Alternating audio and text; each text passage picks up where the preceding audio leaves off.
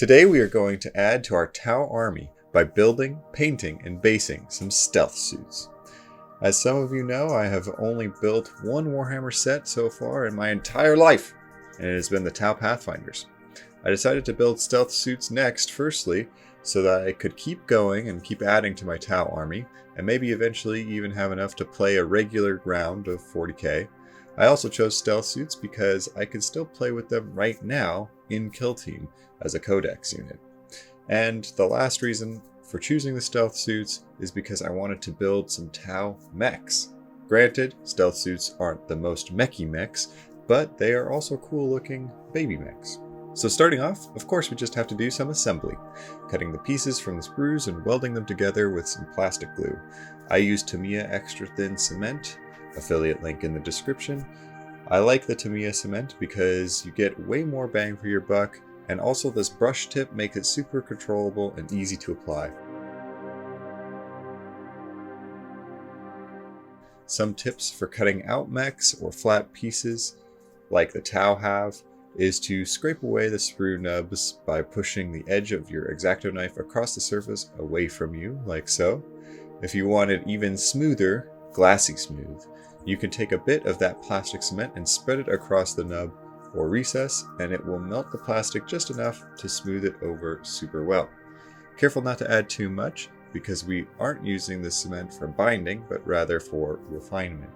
Once again, this is where the Tamiya brush handle comes in quite handy. The stealth suits are pretty limiting in terms of pose just due to how their pieces are made to fit together. You get some range of motion, but not a lot. Even with that said, it's still super important to create a story in your head as to how they might be standing and why they might be standing like that to help guide your posing. These guys have a lot of hip rotation ability, so consider how the legs are posed and what kind of action they might be doing. Are they stepping forward or up a hill? Are they leaning forward, or are they sidestepping? Or are they steadying their gun?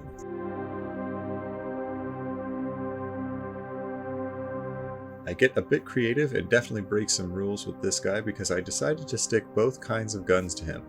Story-wise, in my mind, the reason he has two guns is he actually comes from a different company that all got wiped out except for him.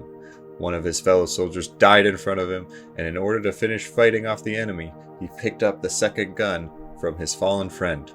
I also did this to allow myself the choice of what gun he is equipped with when playing with him. He also just looks really cool because of it, and I am here for the fun. The stealth suits also had a bunch of small little bits still left on the sprues after assembly that I decided to use to make them more unique. I used the gun of the drone as an extra antennae on one of the suits, and I used two antennae on a different one, and a camera, all these little extra bits and bobs to make them each their own special guy. Now, to ensure these guys were completed fully, I actually started working on the bases next so that when I went to prime things, I could prime everything at once. Just like for the Pathfinders, I'm using Milliput 2-part epoxy to create some diversity and elevation on the base to give it this kind of natural look. Before the epoxy fully dries, which is rather quick, I'm gluing crumbled and cut pieces of wine cork to the base, which will serve as larger rocks to the terrain in the future. Once it is all dry, I am getting a bit of glue and sand to make the earthy, grassy ground texture that will be super easy to wash and dry brush later. With everything created, we are good to go in prime. Now, painting is pretty simple, but takes a bit of time. At least it does for me. I mixed my paints from my original Tau, so I had to find those colors again for both the armor and the terrain. Through the process of painting, I actually bounced back and forth between the terrain of the bases and the stealth suits themselves, so that it felt like I was making progress on everything at once.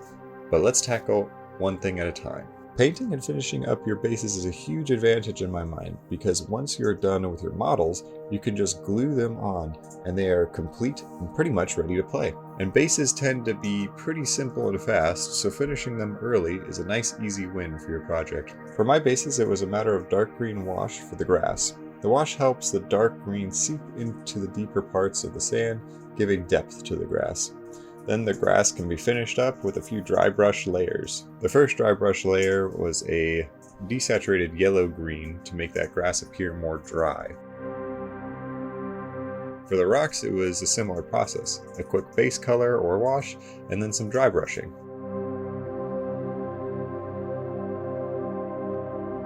Then, to match the environment of an early spring or light tundra that the Pathfinders have, I do a desaturated white dry brush across the whole base to give it that frosty look. We'll get to adding snow and grass after we place the models on the bases.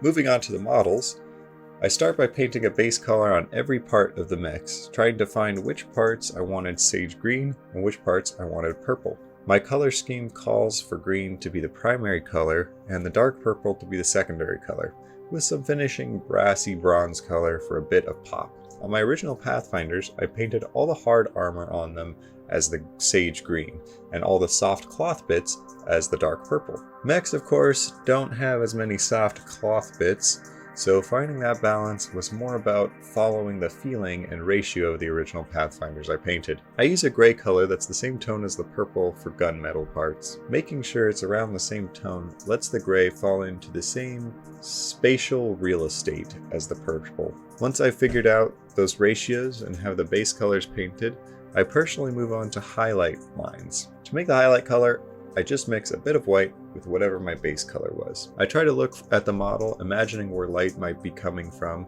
to choose which spots need highlights. I generally like to highlight sharp edges or turns in the surface where I imagine light might get caught. I like to be pretty liberal with where I put highlights to add extra dimension to the model. For instance, the back of the legs might not really catch that much light due to the rest of the body casting shadow, but having that highlight lets the legs have a bit more dimension. At least in my mind it does.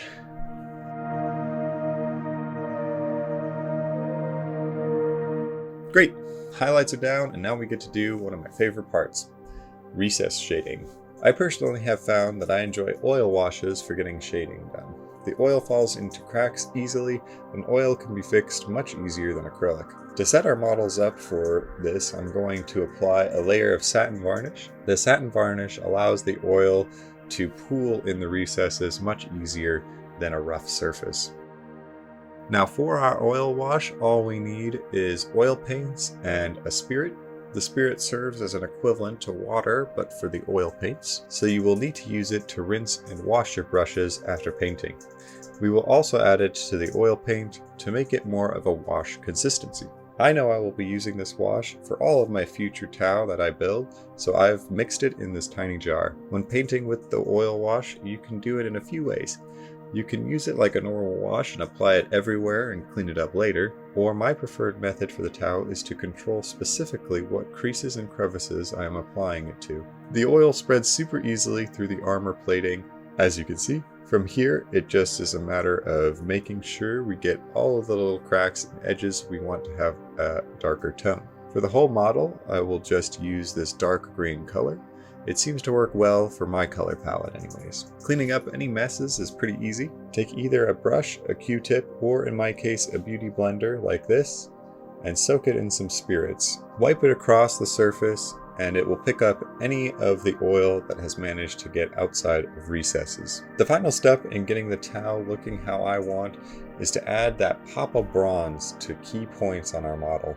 I like to add bronze in the little emblems and on the little circular nubbins of the model. Also anywhere that needs to be given attention, like the eyes. And I am no perfect painter. I mess up. This dude's eyes are not perfect, and they will remain that way until I die. But I love them all the same. So just know it is okay not to be perfect. After all, we make terrain out of garbage here at the Creative Tabletop. The next step in getting these guys ready for battle is gluing them to their bases and applying some varnish for a nice protective coating. I like to use a matte varnish, although these guys turned out a bit glossy in the end. One final step is to add our nice little terrain details like snow and grass. The snow is a matter of mixing the snow dust I have and some glue and satin varnish, and then applying it to the base in little clumps. I also like to sprinkle the snow on top of the wet snow to give it a bit more of a random dusting. The final touch will be picking out some grass clumps to glue onto the bases.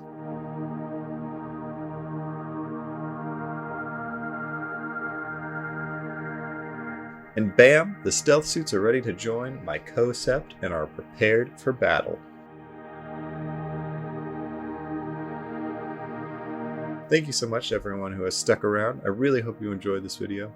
There's an affiliate link to almost all of my paints and products I use in the video in the description below. It doesn't cost you any more money, and it'll simply help out the channel if you think you want anything from those links.